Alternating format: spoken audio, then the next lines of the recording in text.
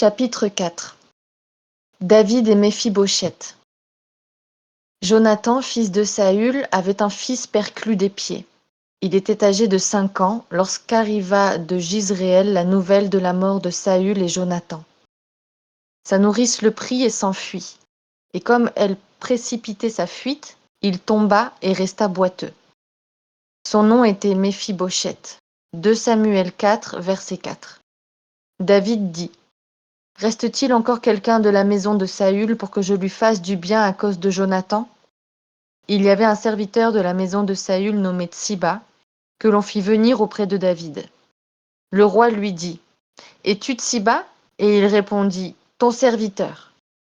Le roi dit: N'y a-t-il plus personne de la maison de Saül pour que j'use envers lui de la bonté de Dieu? Et Tsiba répondit au roi: Il y a encore un fils de Jonathan, perclus des pieds. Le roi lui dit: Où est-il? Et Tsiba répondit au roi: Il est dans la maison de Makir, fils d'Amiel, à Lo-debar. Le roi David l'envoya chercher dans la maison de Makir, fils d'Amiel, à Lo-debar. Et Méphibosheth, fils de Jonathan, fils de Saül, vint auprès de David, tomba sur sa face et se prosterna. David dit: Méphibosheth. Et il répondit: Voici ton serviteur. David lui dit: Ne crains point, car je veux te faire du bien à cause de Jonathan ton père. Je te rendrai toutes les terres de Saül ton père, et tu mangeras toujours à ma table. Il se prosterna et dit: Qu'est ton serviteur pour que tu regardes un chien mort tel que moi? Le roi appela Tsiba, serviteur de Saül, et lui dit: Je donne au fils de ton maître tout ce qui appartenait à Saül et à toute sa maison. Tu cultiveras les terres, toi, tes fils et tes serviteurs, et tu feras les récoltes, afin que le fils de ton maître ait du pain à manger, et Méphibosheth, fils de ton maître, mangera toujours à ma table. Or Tsiba avait 15 fils et 20 serviteurs. Il dit au roi: Ton serviteur fera tout ce que le roi mon seigneur ordonne à ton serviteur. Et Méphibosheth mangea à la table de David comme l'un des fils du roi. Méphibosheth avait un jeune fils nommé Mika, et tous ceux qui étaient dans la maison de Tsiba étaient serviteurs de Méphibosheth. Méphibosheth habitait à Jérusalem car il mangeait toujours à la table du roi. Il était boiteux des 2 pieds. 2 Samuel 9, versets 1 à 13. Lorsque David eut un peu dépassé le sommet, voici Tsiba, serviteur de Méphibosheth, vint au-devant de lui avec 2 ânes bâtés, sur lesquels il y avait 200 pains, 100 masses de raisins secs, 100 de fruits d'été et une outre de vin. Le roi dit à Tsiba: Que veux-tu faire de cela? Et Tsiba répondit: Les ânes serviront de monture à la maison du roi. Le pain et les fruits d'été sont pour nourrir les jeunes gens, et le vin pour désaltérer ceux qui seront fatigués dans le désert. Le roi dit à Tsiba: Où est le fils de ton maître? Et Tsiba répondit au roi: Voici, il est resté à Jérusalem car il a dit: Aujourd'hui la maison d'Israël me rendra le royaume de mon père. Le roi dit à Tsiba: Voici, tout ce qui appartient à Méphibosheth est à toi. Et Tsiba dit: Je me prosterne, que je trouve grâce à tes yeux, ô roi mon seigneur. 2 Samuel 16, versets 1 à 4. Méphibosheth, fils de Saül, descendit aussi à la rencontre du roi. Il n'avait point soigné ses pieds, ni fait sa barbe, ni lavé ses vêtements, depuis le jour où le roi s'en était allé jusqu'à celui où il revenait en paix. Lorsqu'il descendit au-devant du roi à Jérusalem, le roi lui dit: Pourquoi n'es-tu pas venu avec moi, Méphibosheth? Et il répondit: Ô roi, mon seigneur, mon serviteur m'a trompé, car ton serviteur qui est boiteux avait dit: Je ferai sceller mon âne, je le monterai et j'irai avec le roi. Et il a calomnié ton serviteur auprès de mon seigneur le roi. Mais mon seigneur le roi est comme un ange de Dieu. Fais ce qui te semblera bon, car tous ceux de la maison de mon père n'ont été que des gens dignes de mort devant le roi mon seigneur. Et cependant tu as mis ton serviteur au nombre de ceux qui mangent à ta table. Quel droit puis-je encore avoir, et qu'ai-je à demander au roi? Le roi lui dit: À quoi bon toutes tes paroles? Je l'ai déclaré, toi et Tsiba vous partagerez les terres. Et Méphibosheth répondit au roi: Qu'il prenne même le tout, puisque le roi mon seigneur rentre en paix dans sa maison. 2 Samuel 19, versets 24 à 30.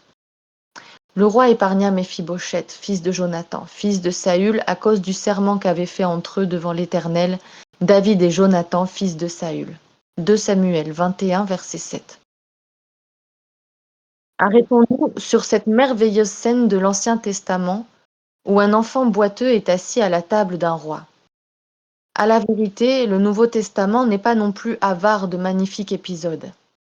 Il nous permet d'assister à la conversion d'une prostituée, d'un voleur, d'un publicain et d'un pharisien. Mais ici, nous sommes les témoins du salut d'un enfant boiteux. En général, pour nous qui avons lu la Bible, ce sont les noms de David et Jonathan qui nous viennent à l'esprit dès que nous méditons sur le sujet de l'amitié. Et même dans la littérature profane, leur histoire sert d'exemple afin d'illustrer ce thème. Dans cet extrait de 2 Samuel, j'aimerais davantage insister sur la bonté de David envers Méphibosheth, le fils de Jonathan, que sur la façon dont celui-ci exprima en retour sa gratitude envers le roi. Méphibosheth était perclus des pieds. Et Jonathan, fils de Saül, avait un fils perclus des pieds. Il était âgé de 5 ans lorsque le bruit touchant Saül et Jonathan vint de d'Israël. Et sa nourrice l'emporta et s'enfuit. Et il arriva que comme elle se hâtait de fuir, il tomba et devint boiteux. Et son nom était Méphibosheth. 2 Samuel 4, verset 4. Souvenons-nous que Saül, le grand-père de Méphibosheth, avait été un ennemi acharné de David. Rappelons-nous toutes les fois où il le persécuta et chercha à le tuer. Mais un jour, Saül et Jonathan tombent sur le champ de bataille. Et à l'annonce de cette nouvelle, la nourrice de Méphibosheth s'enfuit en l'emmenant avec elle. Méphibosheth était alors le seul descendant de Saül et Jonathan. Et s'il ne s'était pas enfui avec sa nourrice, il aurait peut-être très bien pu lui aussi être tué par David. Mais dans la précipitation, l'enfant est tombé et il est devenu boiteux. Toute cette scène ne vous rappelle-t-elle pas l'attitude du pécheur envers Dieu ? Laissez-moi m'expliquer. L'homme ne comprend décidément pas Dieu, parce qu'il le déteste. Il croit que Dieu le déteste aussi. Il se sait pécheur et en conclut que Dieu le hait. Méphibosheth était persuadé que David ne l'aimerait pas, à cause de son grand-père Saül, son ennemi juré. De plus, le roi ne pouvait pas l'aimer puisque lui-même n'éprouvait aucune affection pour lui. Souvent, nous réagissons exactement de la même façon avec Dieu. Comment pourrait-il nous aimer si nous ne l'aimons pas ? Continuera-t-il à nous chérir en sachant que nous le détestons ? Laissez-moi vous dire que l'attitude de Dieu n'a rien à voir avec la nôtre. Méphibosheth ne pouvait pas s'imaginer recevoir la grâce, et pourtant, il fut traité avec grâce. Tout comme Dieu qui, lui aussi, usera de grâce envers nous.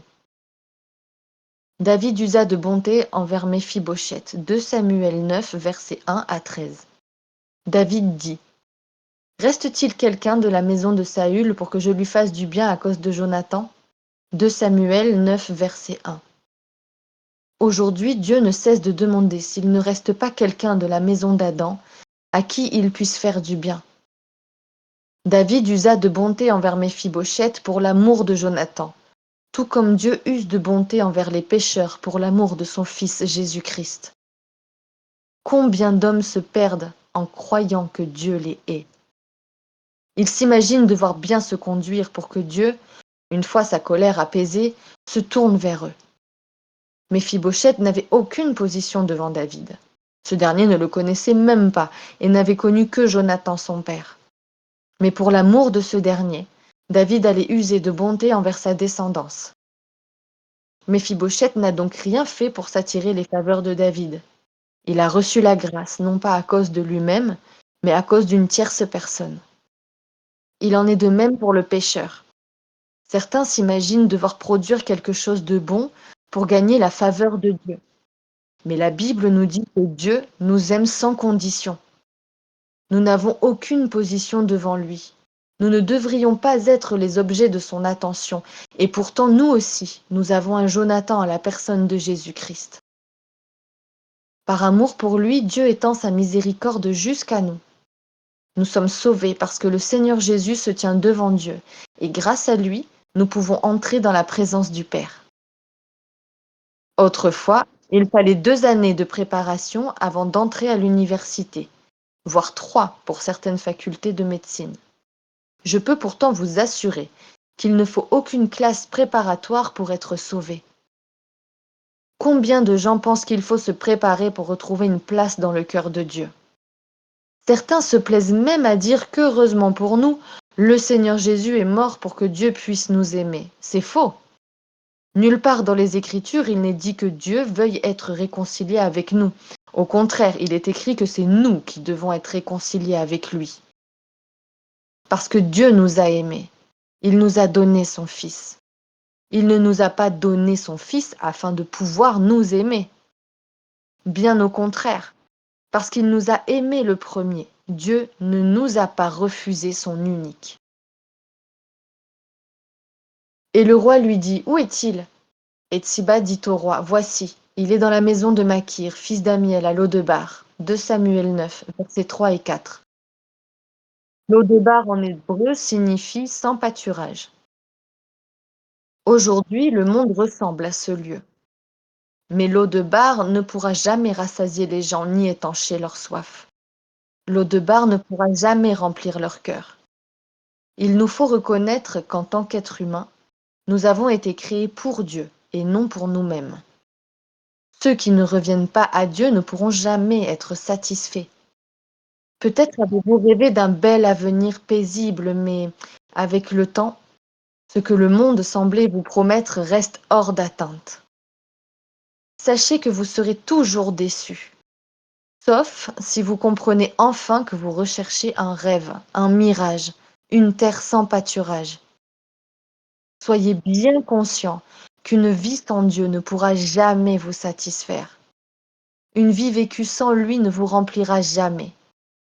Tout comme Méphibosheth, loin de David, vivait sur un territoire sans pâture, un pécheur loin de Dieu vit sur une terre sans prairie. Que fit David en apprenant que Méphibosheth vivait sur une terre sans pâturage? Louer et remercier Dieu de ce que le roi David l'envoya chercher dans la maison de Makir, fils d'Amiel à Lodebar.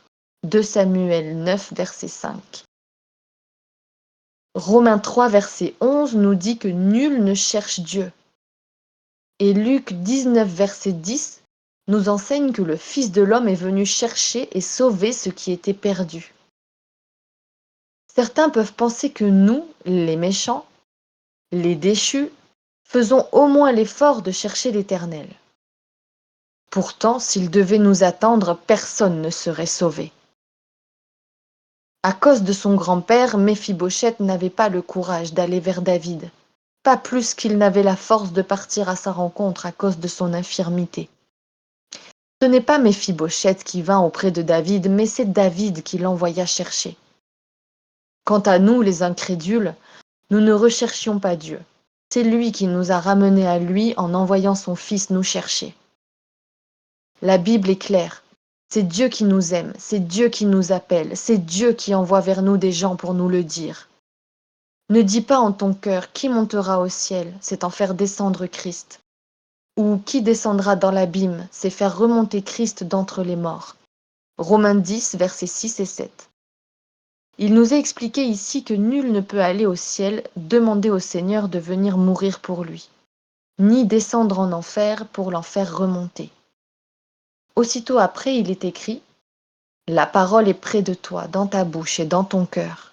Si tu confesses de ta bouche le Seigneur Jésus, et si tu crois en ton cœur que Dieu l'a ressuscité des morts, tu seras sauvé. » Romains 10, versets 8 et 9. Comme Méphibosheth, et parce que le roi lui-même l'a envoyé chercher, nous n'avons rien à faire ni rien à acheter pour le Seigneur. Si quelqu'un n'est toujours pas sauvé aujourd'hui, ce n'est pas parce que Dieu ne veut pas le faire, mais parce qu'il résiste encore à sa grâce. Que dit David à Méphibosheth après l'avoir envoyé chercher? Et Méphibosheth, fils de Saül, fils de Jonathan, vint auprès de David, tomba sur sa face et se prosterna. David dit « Méphibosheth !» Et il lui répondit « Voici ton serviteur. » 2 Samuel 9, verset 6. Que cette parole est douce à entendre.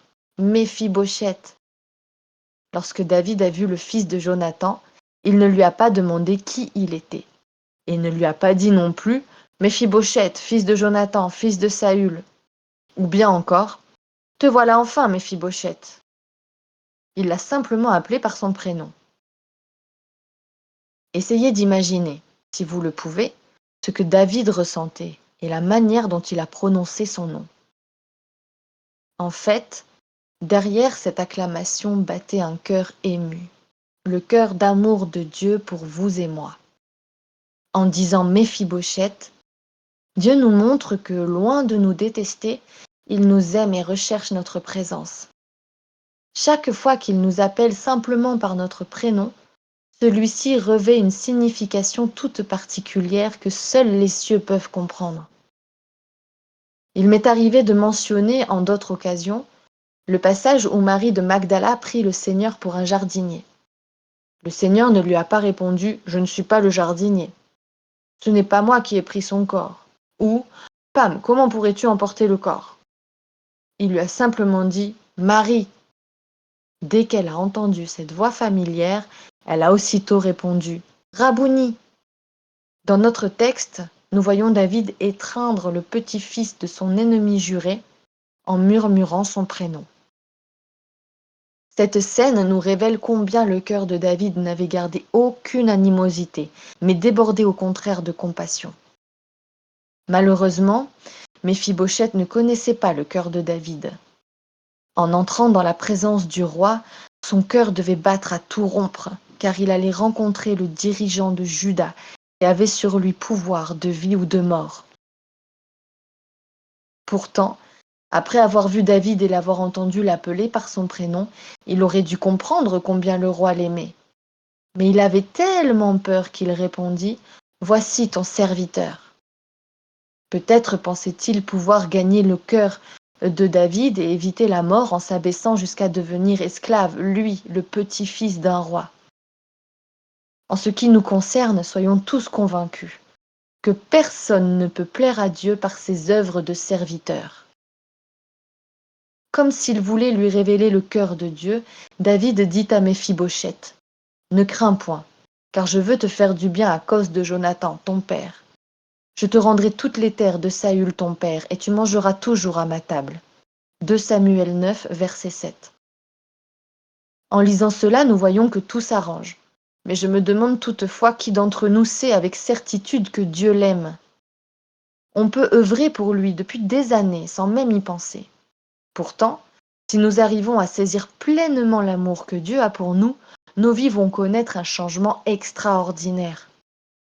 Au XIXe siècle, aux États-Unis, vivait un homme très connu dans le monde de la littérature, éditeur d'un quotidien à fort tirage et dont le mépris du christianisme était notoire. Un jour, il entendit une prédication de Moody et fut sauvé. De nombreux journaux américains relatèrent l'histoire de sa conversion. Un peu plus tard, Wilbur Chapman se trouva être son voisin de chambre dans un hôtel. Le connaissant déjà, M. Chapman lui demanda s'il s'était vraiment converti. Voici ce qu'il répondit. « Je me suis effectivement repenti et j'ai cru au Seigneur Jésus en entendant Moody prêcher. Toutefois, je dois préciser que le Seigneur Dieu s'était déjà révélé à moi quand j'avais 18 ans, car j'ai moi-même été un fils prodigue dans ma jeunesse. J'ai quitté le foyer familial à l'âge de 12 ans parce que je n'acceptais pas de rester enfermée à la maison toute la journée. Malheureusement, je suis tombée gravement malade pendant mon adolescence. Après avoir dépensé tout mon argent et en désespoir de cause, je suis retournée chez mes parents. Mon père était bon avec moi, mais je regrettais d'être revenue car c'était devenu un vieil homme malade aux cheveux blancs qui, tous les jours et malgré son état, partait travailler afin de gagner de quoi nous acheter à manger. De plus, son salaire était si bas qu'il n'y en avait pas assez pour nourrir 3 personnes. Je regrettais vraiment d'être revenue, car je ne supportais plus l'idée de manger le pain gagné au prix du sang de mon père. Aussitôt que je sentis mes forces revenir, je l'avertis de mon départ imminent. Je n'ai jamais vu pareille tristesse de toute ma vie. Il me dit « Tu n'es pas encore tout à fait rétabli, pourquoi veux-tu partir ? Aussi longtemps qu'il y aura un morceau de pain dans cette maison, aussi longtemps qu'il y aura une tuile sur ce toit, ta place sera ici. Pourquoi veux-tu t'en aller ?» Mais j'étais décidée. Il ajouta alors « Mon fils, laisse-moi te dire quelque chose. Pas une seule fois dans ma vie, je n'ai souhaité être riche. Mais aujourd'hui, j'aimerais l'être rien que pour toi. J'aimerais avoir suffisamment d'argent pour t'empêcher de partir loin d'ici. Peut-être pourrons-nous obtenir de l'aide. Pourquoi veux-tu partir? Mais je voulais m'en aller, parce que je ne pouvais plus manger ce qui coûtait la vie à mon père. Finalement, il me dit, mon enfant, que Dieu te bénisse. À partir d'aujourd'hui, je ne te reverrai peut-être plus, mais j'espère te revoir au ciel. Il fit un bout de chemin avec moi, sans dire un mot. Au bout d'un kilomètre, ne pouvant plus marcher, il me dit au revoir. Je compris ce jour-là combien il était difficile de quitter sa maison. Après 2 pas, il se retourna et m'appela. Les larmes aux yeux, il tira de sa poche la moitié d'1 dollar et me le tendit. C'est pour toi. Je savais ce que cela voulait dire. Je savais que mon père venait de me donner toute sa richesse. Pour la première fois de ma vie, je compris combien il m'aimait. Je restais là à le regarder rentrer chez lui, et malgré le temps pluvieux et le froid, je ressentais une grande chaleur au fond de moi. Tout le long du chemin, je chantais. Mon père m'aime. À dater de ce jour, je n'ai jamais plus été un fils prodigue. Je pris la décision d'alléger le fardeau de mon père, et parce qu'il m'aimait, j'allais lui envoyer le premier dollar que je gagnerais. À partir de ce moment-là, je n'ai jamais plus été le même. Je ne veux pas dire que mon père ne m'aimait pas auparavant, mais je veux dire simplement qu'il m'a montré son amour au moment où je le méritais le moins. Un jour, j'ai entendu M. Moody prêcher ceci. Beaucoup de gens parlent du fils prodigue en Luc 15, mais aujourd'hui, j'aimerais vous parler de son père. Comme ce père avait le même caractère que le mien, j'ai cru et j'ai reçu Jésus comme mon sauveur. Cela fait maintenant bon nombre d'années que je connais mon Dieu et je connais son cœur. N'imaginez surtout pas que vous devez faire quoi que ce soit pour qu'il trouve son plaisir en vous. Laissez-moi vous le dire clairement. Dieu vous aime et veut vous voir sauvé. Il n'a pas besoin que vous essayiez de reconquérir son cœur. Beaucoup disent ne jamais avoir entendu Dieu leur dire qu'il les aime. Il suffit pourtant de regarder à la croix pour s'en rendre compte. Votre condamnation à mourir sur la croix, Dieu l'a faite sienne en envoyant le Seigneur Jésus à votre place. Quelle est la signification de l'amour? L'amour n'est pas un simple mot. Rappelez-vous de ce que le fils prodigue voulait dire à son père. J'ai péché contre le ciel et contre toi. Je ne suis plus digne d'être appelé ton fils. Traite-moi comme l'un de tes ouvriers. Luc 15, versets 18 et 19. Mais alors qu'il était encore loin, son père le vit, fut ému de compassion, courut se jeter à son cou et l'embrassa. Courut, nous dit l'histoire, ce qui nous montre le cœur de celui qui tenait à raccourcir la distance qui le séparait de son fils. Ce dernier, quant à lui, découvrit le cœur de son père lorsque celui-ci l'embrassa. Le père ne lui a pas dit qu'il l'aimait, mais son baiser a parlé à sa place. Et le fils n'a même pas eu le temps de lui dire « Traite-moi comme l'un de tes ouvriers », car par un seul baiser, le cœur d'amour de son père lui avait été révélé. Je vous en prie, ne vous méprenez pas sur le cœur de Dieu. Venez au pied de la croix. Jésus est mort pour vous montrer combien Dieu vous aime. Et c'est en voyant le sang du Seigneur Jésus que vous le comprendrez. Le roi appela Tsiba, serviteur de Saül, et lui dit « Je donne au fils de ton maître tout ce qui appartenait à Saül et à toute sa maison. Tu cultiveras pour lui les terres, toi, tes fils et tes serviteurs, et tu feras les récoltes, afin que le fils de ton maître ait du pain à manger. Et Méphibosheth, fils de ton maître, mangera toujours à ma table. » Or Tsiba avait 15 fils et 20 serviteurs. 2 Samuel 9, versets 9 à 11. Quel beau texte nous pouvons lire ici. Pas de conditions, ni de commandements, seulement des promesses. Nous n'avons pas là une description de ce que l'on doit faire ou acheter. Tout nous est offert, c'est la grâce. Si nous pouvions arriver à comprendre l'amour de Dieu, nous ne pourrions plus faire autre chose que de croire en lui. La repentance de l'homme. On pourrait s'interroger sur la nécessité de se repentir puisqu'un pécheur est simplement sauvé par la foi en Dieu. Cependant, il ne faut pas inverser l'ordre biblique. Beaucoup pensent devoir faire preuve d'un minimum de justice et de bonté pour plaire à Dieu. Cela s'appelle vivre sous la loi au lieu de vivre sous la grâce. Comment peut-on demander à quelqu'un qui grelotte de se réchauffer avant qu'il ne s'approche du feu? On l'invitera au contraire à venir près du foyer pour se réchauffer. La Bible ne nous demande pas d'arrêter de pécher pour croire, mais de croire et de ne plus pécher ensuite. Méphibosheth était tout d'abord rempli de peur, mais après avoir été traité avec grâce, il comprit qui il était réellement. Il dit au roi: Qu'est ton serviteur que tu aies regardé un chien mort tel que moi? 2 Samuel 9, verset 8. Cela me rappelle une phrase de l'Épître aux Romains qui dit: Ne connais-tu pas que la bonté de Dieu te pousse à la repentance? Romains 2, verset 4. En éprouvant la bonté et l'amour de Dieu, la repentance se fera de façon immédiate. En venant auprès du roi, Méphibosheth n'aspirait qu'à pouvoir retourner sur sa terre sans pâturage. Mais après avoir goûté à la grâce, il se prosterna sur le sol et se repentit. Il devait le faire car c'est lui qui s'était enfui. David, quant à lui, n'avait pas besoin de se repentir, tout comme Dieu d'ailleurs, car c'est à nous de le faire. David aimait Méphibosheth avant que ce dernier ne le sache, et il continua de l'aimer ensuite. Dieu agit de même façon envers nous. Après avoir reçu son amour, nos vies sont transformées. Venez donc à Dieu tel que vous êtes, parce qu'il vous a aimé le premier.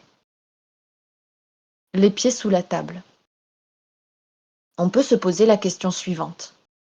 À l'image de David avec Méphibosheth, c'est donc la grâce de Dieu qui me sauve et non mes œuvres. Mais ensuite, ne faut-il pas que je fasse le bien? Et pourquoi ces hauts et ces bas dans ma vie? Avant de répondre à cette question, j'aimerais qu'on lise ce verset. Et Méphibosheth habitait à Jérusalem, car il mangeait toujours à la table du roi, et il était boiteux des 2 pieds. 2 Samuel 9, verset 13. Notre salut nous est donné par grâce, et il nous est conservé par grâce. Beaucoup commettent l'erreur de penser que nous sommes sauvés par grâce, mais que nous devons travailler pour garder notre salut. C'est Jésus qui me sauve, et c'est lui qui me gardera jusqu'à la fin. Même si Méphibosheth mangeait souvent à la table du roi, il n'en était pas moins boiteux. Lorsqu'une personne n'a qu'une cheville abîmée, elle peut toujours se traîner. Mais si elle boite des 2 pieds, elle est complètement immobilisée. Son infirmité était aussi réelle que le privilège d'être à la table de David. Et il n'était pas dans les pensées du roi de recevoir un boiteux à sa table pour le renvoyer au bout de quelques jours sous prétexte qu'il était toujours infirme. Même si vos jambes sont paralysées, elles restent cachées sous la nappe. Et si vous avez le droit de déguster tout ce qui se trouve devant vous, pourquoi poser vos pieds sur la table? Au contraire, ne vous occupez que de ce qui vous est servi, parce que Dieu vous comble de bons mets, riches, doux et nourrissants. Vous pouvez vous en donner à cœur joie. Ne vous regardez pas, mais contemplez plutôt les richesses que Dieu vous offre. Chaque fois que nous regardons à nous-mêmes, nous perdons la paix. Les yeux humains ont été créés pour regarder à l'extérieur, pas à l'intérieur. Il ne nous appartient pas d'être introspectifs. Nos yeux devraient rester fixés sur le Seigneur pour que nous puissions être transformés de gloire en gloire à son image. Lorsque nous nous regardons, nous devenons des Méphibosheth qui s'attardent sur leurs infirmités. Après avoir été sauvés, nous recevons une nouvelle vie. Le Saint-Esprit vient habiter en nous et nous devenons une nouvelle création. Néanmoins, ce qui vient d'Adam ne changera jamais. Voilà pourquoi, à l'article de la mort, saint Augustin déclara: Les graines du péché du monde entier habitent en moi. Tant que nous n'aurons pas été délivrés de ce corps, nous resterons boiteux. Aussi, ne nous détournons pas pour regarder à nous-mêmes, mais gardons les yeux fixés sur la grâce abondante que Dieu nous offre sur la table dressée devant nous, et laissons la joie envahir nos cœurs. Méphibosheth et David. 2 Samuel 16, versets 1 à 4 et 19, versets 24 à 30. Plusieurs années se sont écoulées. Entre-temps, Absalom, le fils de David, s'est rebellé contre lui, le forçant à s'enfuir de Jérusalem. Lorsque David eut dépassé le sommet de la montagne, Siba, le serviteur de Méphibosheth, vint à sa rencontre avec 2 ânes bâtés, sur lesquels il y avait 200 pains, 100 gâteaux de raisins secs, 100 de fruits d'été et une outre de vin. Et le roi dit à Tsiba, « Que veux-tu faire de cela ?»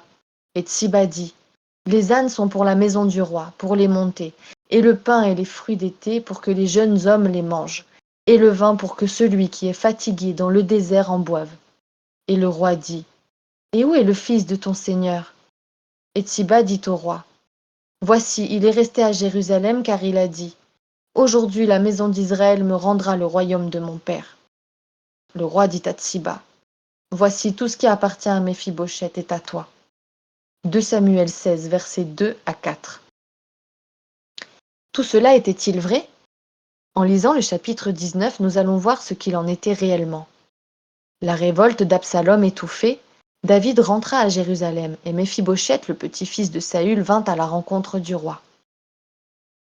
Depuis la fuite du roi jusqu'à son retour, Méphibosheth avait négligé 3 choses. Il n'avait pas soigné ses pieds, et n'avait pas fait sa barbe, et n'avait pas lavé ses vêtements. 2 Samuel 19, verset 24. Savons-nous ce que cela voulait dire? Ce passage nous révèle que Méphibosheth était en deuil. En substance, il est en train de nous dire que le roi qui le chérissait n'était plus là. Et puisque personne n'était plus là pour l'aimer, que lui importait ce monde? Pour qui se ferait-il beau si le roi David n'était plus présent?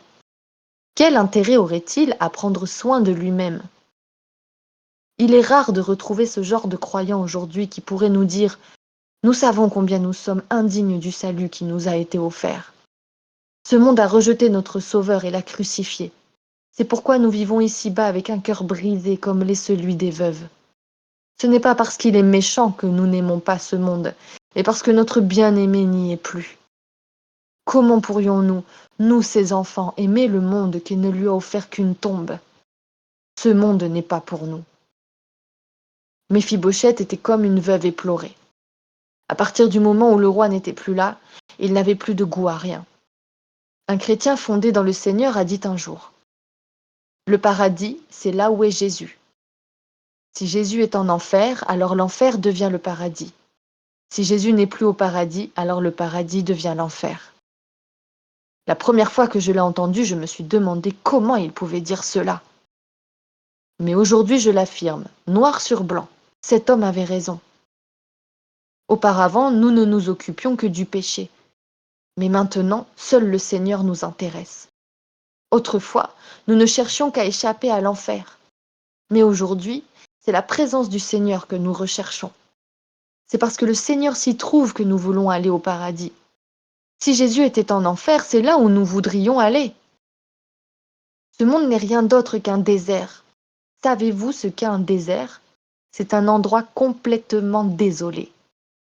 Je ne dis pas que ce monde n'est pas beau dans sa nature, mais il n'a aucune valeur parce que le Seigneur n'y est pas. Comment pourrais-je aimer un monde qui le méprise? Je l'ai déjà dit, on aime être là où se trouve notre bien-aimé. Lui absent, les vêtements, la nourriture et la boisson n'auront plus aucune importance. Ma maison est à Fouchou, et j'ai souvent envie d'y retourner. Mais ce n'est pas Fouchou en soi que je regrette, c'est plutôt les frères et sœurs que je connais là-bas. Ensemble, nous avons affronté les afflictions, la misère et les persécutions. Si ce n'était pas à cause d'eux, j'aurais complètement oublié Fouchou. C'est de cette façon dont nous devrions considérer cette vie. Le Seigneur n'étant pas là aujourd'hui, nous ne trouvons ni joie ni repos, car nous sommes en deuil dans ce monde. Lorsque Méphibosheth vint à la rencontre du roi et qu'il lui demanda pourquoi il n'était pas venu le rejoindre, il répondit « Ô roi, mon Seigneur, mon serviteur m'a trompé, car ton serviteur qui est boiteux avait dit « Je ferai seller mon âne, je le monterai et j'irai avec le roi. » Et il a calomnié ton serviteur auprès de mon Seigneur le roi. Mais mon Seigneur le roi est comme un ange de Dieu, fais ce qui te semblera bon. Car tous ceux de la maison de mon père n'ont été que des gens dignes de mort devant le roi mon Seigneur. Et cependant, Tu as mis ton serviteur au nombre de ceux qui mangent à ta table. Quel droit puis-je encore avoir et qu'ai-je à demander au roi? 2 Samuel 19, versets 26 à 28. En lisant ces lignes, nous voyons que Méphibosheth ne fait absolument pas mention du pain et du vin dérobés. Il dit seulement avoir été trompé.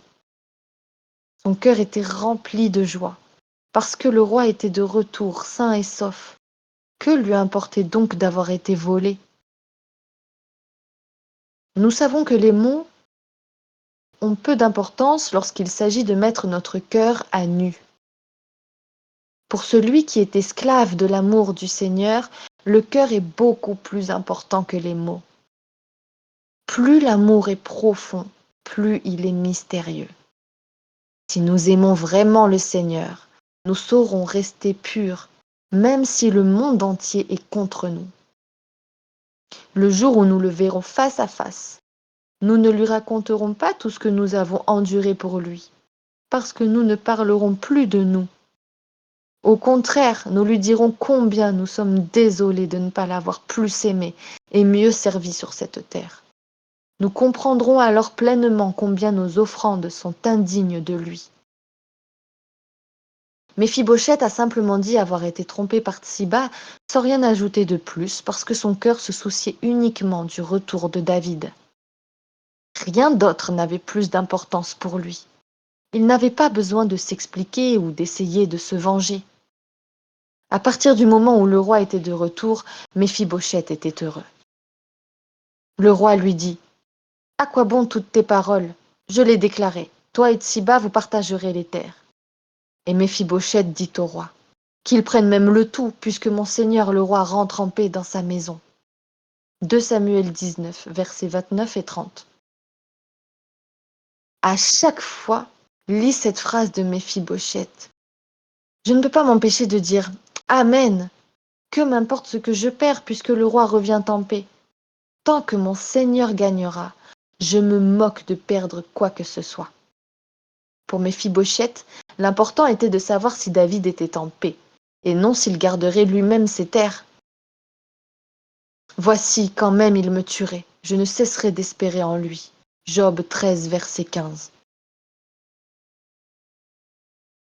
À la veille d'être pendu, un martyr chrétien a dit: « Mon Dieu, même si tu n'interviens pas demain, j'irai quand même les yeux fermés. À moi le paradis, à moi l'enfer. » C'est ce que j'appelle un héros de la foi, parce que son attitude entière proclamait: « Ô mon Seigneur, tu ne me feras jamais de mal, et même si tu prenais plaisir à me maltraiter, j'en ferai mes délices. Tant que tu trouveras plaisir en moi, mes souffrances me seront douces. » Si la façon dont David a conclu cette affaire n'était évidemment pas la bonne, notre Seigneur, lui, ne nous fera jamais de tort. En fait, c'est dans cette situation d'injustice que le cœur de Méphibosheth a pu être mis à nu. Qu'il prenne même le tout, puisque le roi mon Seigneur rentre en paix dans sa maison.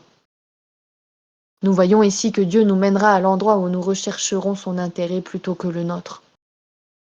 Seuls les buts de Dieu sont importants, pas les miens.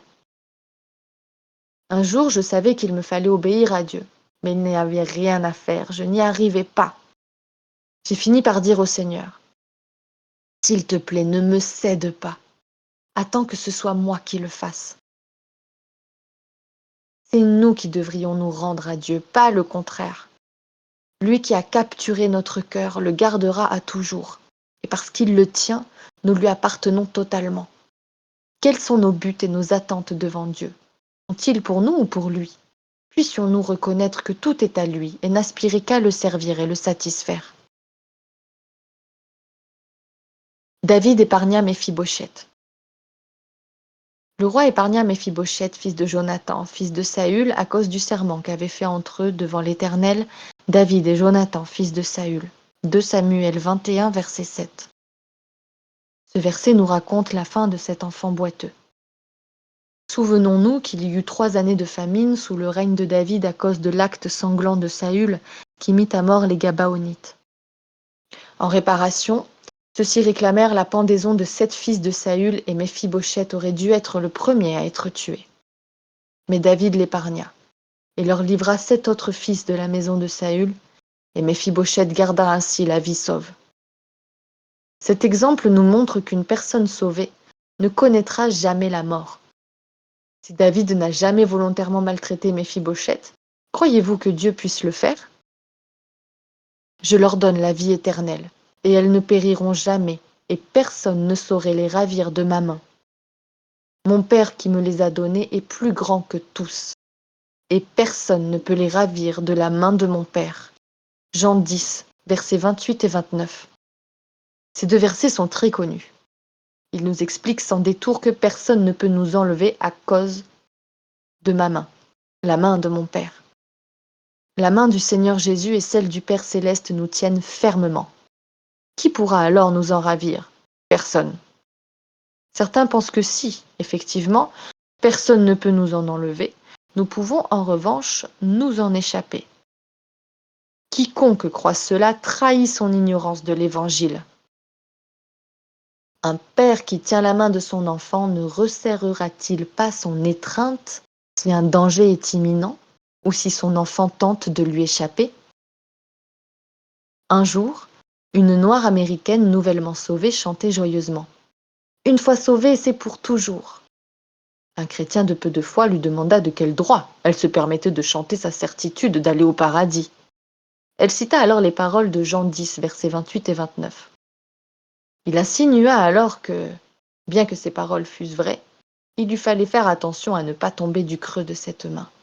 Elle lui répondit: Je ne pourrai jamais tomber. Je suis le petit doigt de Dieu. Cette personne connaissait vraiment la Bible, et ce qu'elle a répondu était l'entière vérité. Le Seigneur est la tête, et nous sommes les membres de son corps. Nous sommes unis à lui par sa vie. S'il était possible qu'un chrétien périsse, le corps de Christ resterait à jamais amputé et incomplet. Que tous les chrétiens s'écrient gloire à Dieu. Une fois sauvés, c'est pour toujours. Donc, donnons-nous donc entièrement à lui.